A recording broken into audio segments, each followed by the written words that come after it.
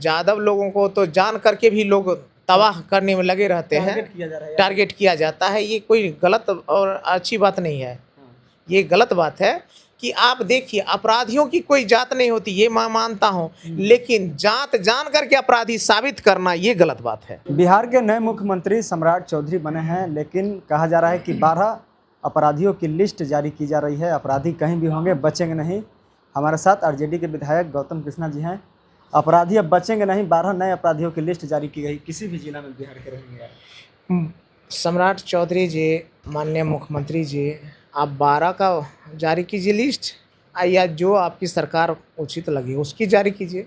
मुद्दा ये नहीं है, अपराध मुक्त बिहार की लोगों की चाहत है, भ्रष्टाचार मुक्त बिहार की चाहत है, गरीब गुरबों को न्याय मिले इसकी चाहत है, बहन बेटियों को सुरक्षा मिले इसकी चाहत है, कल कारखाना लगे इसकी चाहत है, रोजगार मिले इसकी चाहत है। ये चाहत लोगों को है।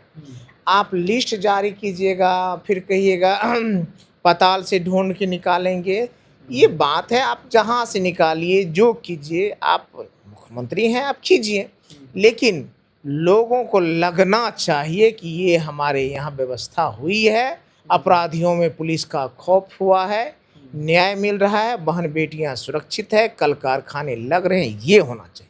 आरजेडी के ही पूर्व विधायक है रितलाल यादव, उनको भागलपुर जेल में शिफ्ट किया गया है, लेकिन उन्होंने याचिका दायर की थी कि बेउर जेल में उन्हें शिफ्ट किया जाए, लेकिन उनकी याचिका जो है खारिज कर दी गई है। ये तो कोर्ट का मामला है, उस पर मैं कुछ नहीं कहूँगा, लेकिन ये होना चाहिए कि हर व्यक्ति को न्याय मिले या सज़ा मिले, लेकिन वह लगे कि उचित और पारदर्शी। आरजेडी के ही विधायक है, इसलिए हम पूछ रहे हैं। कई तरह की सवाल उन पर उठती है कि उन्हें फंसाया गया है। मैंने क्या कहा, जो मामला कोर्ट में है उस पर मैं नहीं कुछ कहूँगा, लेकिन किसी भी व्यक्ति को कुछ भी लगे तो यह लगे कि जो भी हुआ है कोर्ट के द्वारा उचित माध्यम से हुआ है, मुझ पे ज़बरदस्ती लगाए नहीं जा रहे हैं, फंसाए नहीं जा रहे हैं। ये हर किसी को विश्वास भी होना चाहिए, न्याय व्यवस्था पर लोगों को विश्वास भी होना चाहिए। ये नहीं लगे कि हमको फंसा रहे हैं या मुझे ये हो रहे हैं। तो इसलिए रितलाल जी हों, और रितलाल जी पे एक छोटे से मामले को लेकर के इतना टॉर्चर किया जा रहा है।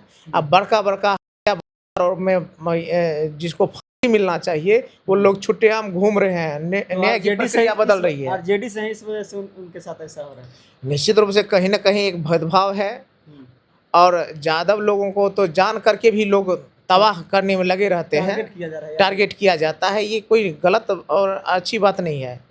ये गलत बात है कि आप देखिए, अपराधियों की कोई जात नहीं होती, ये मैं मानता हूँ, लेकिन जात जान करके अपराधी साबित करना ये गलत बात है।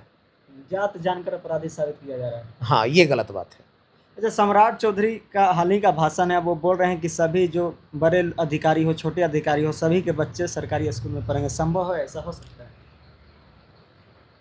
किसके बच्चे कहाँ पढ़ेंगे, ये हमारे बाबा साहब अम्बेडकर के संविधान में दर्ज है। लोग स्वतंत्र हैं, जहाँ पढ़ाएं उसकी कोई मुद्दा नहीं है, लेकिन आपकी व्यवस्था अगर इस लायक हो जाए कि सरकारी स्कूल भी प्राइवेट स्कूल से बेहतर हो जाए, तो लोग खुद ब खुद आपके स्कूल में पढ़ाएंगे।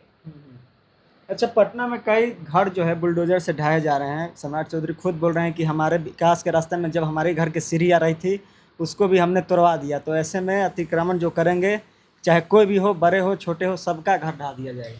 सम्राट चौधरी जी मुख्यमंत्री हैं, अमीर आदमी हैं, पैसे वाले हैं, उनके घर की सीढ़ियाँ तोड़ी जा रही है, तो निश्चित रूप से तोड़ करके विकास होने चाहिए। लेकिन गरीब गुरबा का अगर घर आए, कमज़ोर वंचित और पिछड़े लोगों का घर आए, और कम से कम अगर 20 साल 25 साल से लोग बसे हुए हैं, तो ऐसे घर पे बुलडोजर मत चलाइए, उसका वैकल्पिक व्यवस्था कर दीजिए। बाल बच्चे, बड़े बुजुर्ग और बच्चे रहते हैं, ये पूरा एक संसार बसा हुआ होता है, उसके घर को उजाड़िए मत। तो सरकार की योजना भी है सर 3 डिसमिल जमीन देने का, तो सरकार दे, उचित रूप से उसको बसाए।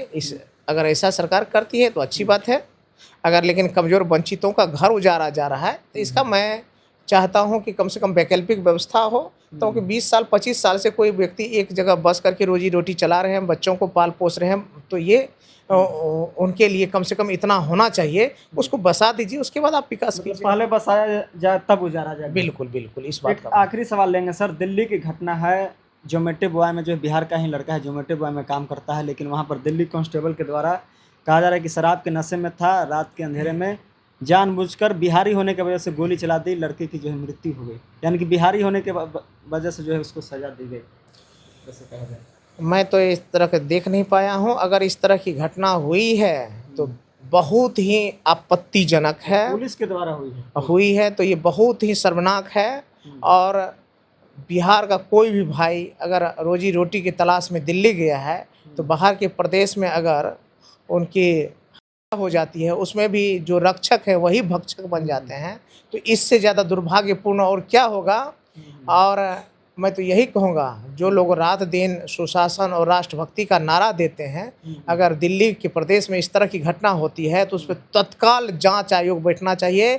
ऐसे पुलिस पदाधिकारी को फांसी हो, क्योंकि वो रक्षक है, भक्षक नहीं है। दिल्ली में भी एनडीए की सरकार है, बीजेपी की सरकार है, वहाँ बिल्कुल बिल्कुल, इसलिए मैं कहता हूँ इस पर तत्काल जांच हो और उचित कार्रवाई होते हुए ऐसे अपराधी पुलिसकर्मी को सस्पेंड डिस्चार्ज करते हुए उसको सजा होनी चाहिए। चलिए, बहुत बहुत धन्यवाद सर। हमारे साथ आरजेडी विधायक गौतम कृष्णा जी थे। कई मुद्दों को लेकर हमने इनसे बातचीत की है। बातचीत को लेकर आप क्या कुछ सोचते हैं, अपना राय हमें दे सकते हैं। आप देख रहे थे द एक्टिविस्ट। मेरा नाम अनु कुमार है। पूरा वीडियो देखने के लिए आपको बहुत बहुत धन्यवाद।